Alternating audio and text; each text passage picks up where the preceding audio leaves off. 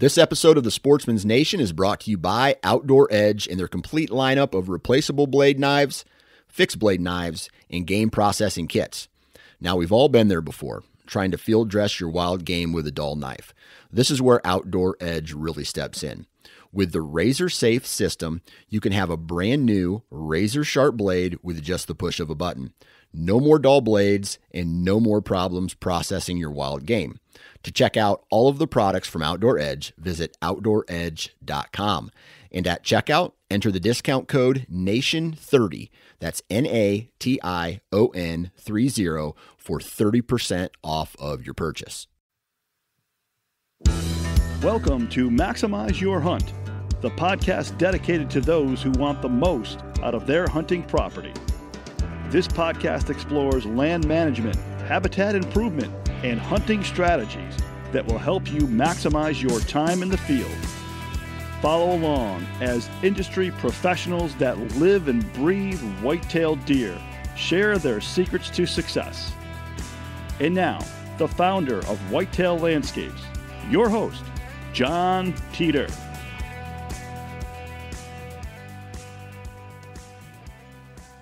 Welcome. This is Maximize Your Hunt, and I'm John Teeter. This is our first podcast. It's our intro podcast, and I want to give a little bit of history on myself, the purpose of the podcast, other contributors, and a little bit of examples of some things that I'm working on. So a little bit about me. I'm located in New York State. My business is called Whitetail Landscapes. Whitetail Landscapes is a business primarily focused on designing hunting properties for landowners and lessees. You know, I've been fortunate in working on properties for over 15 years, and I started back in 2005 and 6, and I worked on my first property. It was actually my family property. I had the opportunity to convert fields, manage timber, thin timber, build ponds, plant trees. Realistically, I learned so much during those early infant stages of development that I really didn't know what to do at first, but I knew that I was so interested in this. Eventually, it had to become a business. Fortunately, my business has grown over the past several years, and I work with clients all over the country, but I'm generally working in the Northeast. The nice part about New York is, although it's not something that I think people talk about, is there's a lot of hunting pressure in New York, and it's really driven me to learn a lot more about deer habitat, hunting pressure, deer, and really kind of develop a focus that's a little different and fine-tuned compared to a lot of other consultants in the industry. Now, I don't know everything in the industry, and I don't expect to, and frankly, that's the beauty of this opportunity to learn from others. Now, I'm not the only contributor. There'll be other individuals that will contribute to this podcast. We'll talk more about that in a second. But as time has gone on, working with different clients, I've realized that the most important thing on any property is having a vision and finding a road to success. Managing hunting properties is not easy. In fact, it's one of the hardest things you may ever do, dealing with family members and friends or having a desired outcome and goal, but not having some achievement behind it. Sometimes we're just dreaming for the opportunity and it never comes our way. I've done the same thing. I remember sitting in a tree stand one year 15 times, day-to-day sits, and not seeing a single deer. And I asked myself, what the heck am I doing? I had a paradigm shift at that point. I was going to hunt way smarter than harder. And ever since then, I was always very strategic, and everything that I did kind of played into this ultimate plan. Now, I'll have a bunch of stories about my journey and my property, but I'm a small landowner. I own 50 acres in New York, and it's really pressured around me, and I've been able to achieve far more than I ever expected. Now, when I walk into a property, I normally have a vision and a plan, but I have to work with the client. And working with clients, you're going to learn that there's a lot of information and a lot of things that manifest themselves based on their visions and ideals. Well, the philosophy has to be combined. It's always a team effort. So during these discussions, and I expect input from the listeners and those that are part of this podcast, we're going to develop kind of a focus point. And a lot of the topics are going to be right to the point. There's going to be, information that's going to support that. It's going to provide a return on investment. It's going to improve your hunting. We're not going to bring up a topic that just is interesting to talk about. There's got to be some outcome that ties directly to your hunt. And I don't expect to know the answers again for everything, but we're going to give you solutions and opportunities to learn a little bit about the things we experience and learned over the years. Now, again, I learned from failure, and a lot of people have learned either from science or other outcomes. I've studied and read a lot of things, and I've planted a lot of plants.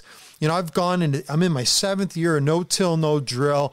I haven't used a drill on my property, and I haven't applied any fertilizer in over 6 years on any of my food plots.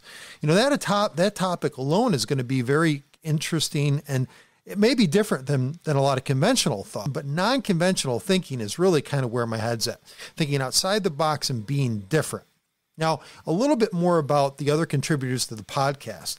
You know, I'm fortunate that I'm connected with a bunch of different people across the industry. A lot of these people do it professionally, and they're involved in implementation work, you know, hands-on in the field, you know, making changes, you know, plowing, tilling, planning, whatever the case may be. They're doing something to improve a property. I've got other individuals that will contribute. They'll be on the science side of things. They'll provide some inputs and science and factual information that may provide more basis for some of the decisions that we make as implementers.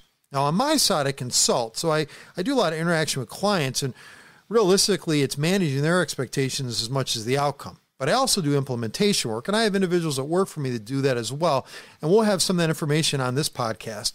I've got hunting tactics and gear that, in my opinion, is probably my favorite part to talk about. I love talking about figuring out deer. And we've got people that are going to contribute to this that are going to be great at kind of breaking things down, collecting data, how they analyze things, you know, what they look for in the woods.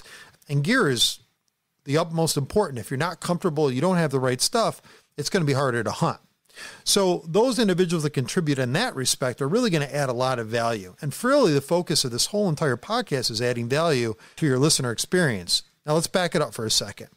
I'm going to tell you right now, I don't like 60, 70, an hour and a half, whatever the case may be, podcasts. They're too long. I don't have the attention span, and I think a lot of people don't either. However, I do appreciate sometimes the banter and relationships and friendships and information and all those things that go along with it.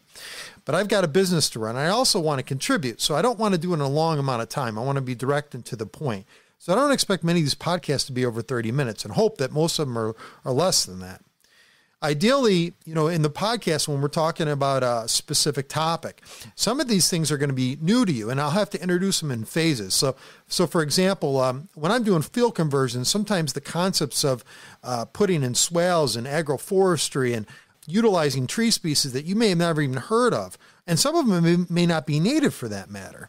So there'll be controversies that come up in topics, but there'll be a basis of that will apply directly to the application, the requirements, and the opportunity. And I'll fine tune that as I look at this. Right? So for example, if I'm working in a field setting, I may break it into zones, and part of those zones, I'll be defining the purpose of that zone, and then I'll implement changes to enhance it for either a purpose of enhancing hunting or bedding or loafing or other topics that are important to deer. Now, regardless of what those topics will be about, you can see that we're going to dig into some of these deeply. In some cases, you know, I may not hit all of the key talking points, but I'll hit the highlights. All right, let's fast forward a little bit to the future. Now, my business at Whitetail Landscapes has continued to grow over the years, and really what I've loved is the fact that each client that I work with, I learn more and more and more and more. And what you find is the clients themselves have so much knowledge base to share. In fact, any consultant that's worked with a large number of clients, they've recognized that they've gotten just as much probably from those client interactions that they have, you know, doing some of the research or interaction on the application side of the house. It's interesting because a lot of these clients have so much to share.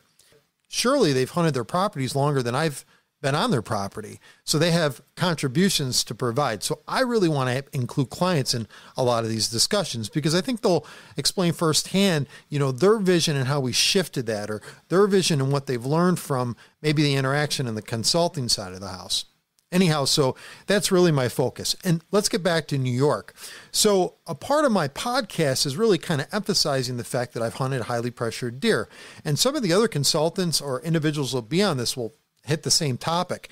You know, they're used to dealing with other hunters and pressure and human disturbance and high populace of individuals that are around those hunting neighborhoods, suburban areas, those type of things. Sometimes the property may be fragmented by a road that's, in between, or a river system, or some construction project that was really unknown initially. Those are all things that impact the outcome of building a successful hunting prop.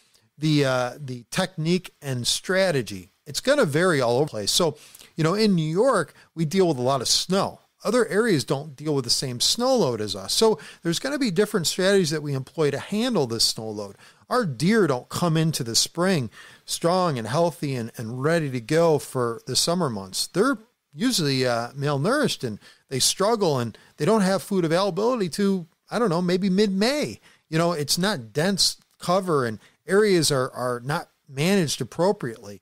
The habitat lacks on a lot of the properties that I go to, and it's hard to get these deer transitioning to that, that early summer stage when they're just starting antler development and to be in good physical shape. So those are the things that I technically have struggles with and have a hard time getting to the place where I can get clients to recognize it's not about hunting. It's about survival sometimes and getting these deer to the next stage of life. Now let's look at what the antler scores are in these areas as well. I don't think that most people will laugh at this, but some of our top end deer aren't over 100 inches. And in fact, a lot of the deer don't ever score 120 inches. I can relate to that 100%. Now, some people their jaw may drop and say, well, that's crazy. That's beyond what I would even expect that area to be like. Why aren't you shooting 130s and 40s? And I can't relate to that. Listen, every area is different. Nutrition values, antler quality, all those things are going to vary across the different states.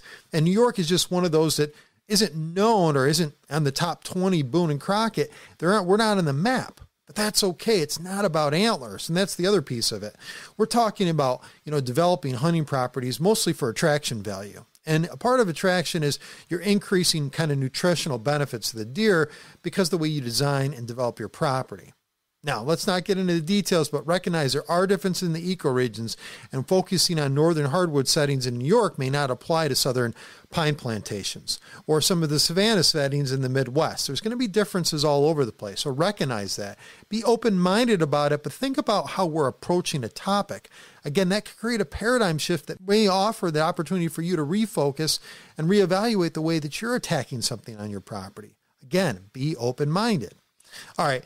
So the last part of this is just talking a little bit quickly about a story. And this is a little bit about, the effort and time required to get a hunting property to the place where it's productive. I said earlier, I'm a small landowner, 50 acres. Now, last year, I measured the time that I was in the field on my particular property. Now, remember, I'm traveling to clients all year long, okay? I start December and I end at the end of September, even into hunting season, October. And I've got a 2-month window where I'm off, and then I get right back into client properties. So I carve out time for myself to go run a chainsaw, to do work on my property. And mind you, during the year, a lot of times I'm working at night. I'm not cutting timber at night, but I'm running my tractors at night. I'm putting food plots in at night. I'm checking trail cameras at night because it's the only time that I have available to myself that I'm not either on client property or working on something or with family. So the point being is I spent over 20 man days last year working on my property. I'm in year 3 of owning this property. And for maintaining it and ensuring that it continues to develop, I need to put at least that amount of time. That excludes the nighttime work. That's just daylight hours that I'm working to improve timber, managing portions of my property, ensuring that it actually flows correctly, that I'm maintaining it for certain vegetation and species richness, et cetera, et cetera. Wiping out invasive plants, that's a regime that I focus on all year long. But those take hours and many days to get to the point of success. What I'm telling you is it's a journey, and it's not one-size-fits-all approach, but it takes time and recognition on the landowner's part to recognize what they need to do on their property to get it to a point of success. What I'm telling you is it never stops, and 50 acres for one individual is a lot to manage. Now, you may laugh at that, but I think that's true. I think with family obligations and businesses and other focuses in life, and it's not just healthy to just be focused on deer, this balance in time is really the difficult. I spend more time in the off season than I do the on season. The other statistic I'll throw at you, in the past 8 years, I've hunted 40 times. And you're going to say to yourself, oh my gosh, it's hardly anything. I've hunted 40 times and I've killed 8 bucks in that period of time that are all in that 120, 130 class caliber. I was fortunate this year I killed a 150-inch deer on my property. That's an anomaly, but it did dictate the fact that we had done a lot of enhancement. I have individuals that work for me that help improve my property. So I'm lucky because I get to supplement some of my time, but you can see there's been an evolution in my upbringing and evolution in my property as it stands today. And I love the journey and I love the difficulties in that. And I don't have expectations that every year I'm going to shoot a world-class deer. But to me, in my area, 3.5-year-old deer are world-class. And if they hit 120 inches, that's world-class. May or may not be comparable to your areas. And I've been in properties in Ohio and Wisconsin and Iowa. They would laugh at some of my stories, but that's okay. That's what I'm familiar with here. I had a client this year that I want to talk quickly about. He's a great guy. We're actually doing some implementation work with him this year, and he really showcased exactly what he was focused on. He said, I just want to get these deer to the point where, they're in an age class that I think is appropriate for our area. Those may be 4 or 5-year-old deer. And I'm not surprised if those deer wouldn't hit 100 inches. Now, I'm very focused on antlers in this discussion, but I'm trying to forecast the fact that everything is different. The nutrition values, as I said earlier, the quality of hunting in the areas are going to differ. So take that into perspective. All right, I'm going to end there, and I hope you follow along in the next podcast. We're going to have a few guests on over the next few podcasts, so you're going to learn quite a bit. There's a lot to go on that's in the off season, and that's really going to be our focus. Thanks for listening to Maximize Your Hunt. I'm John Teeter with Whitetail Landscapes. Maximize Your Hunt is a production of Whitetail Landscapes. For more information on how John Teeter and his team of experts can help you maximize your hunt, check out whitetaillandscapes.com.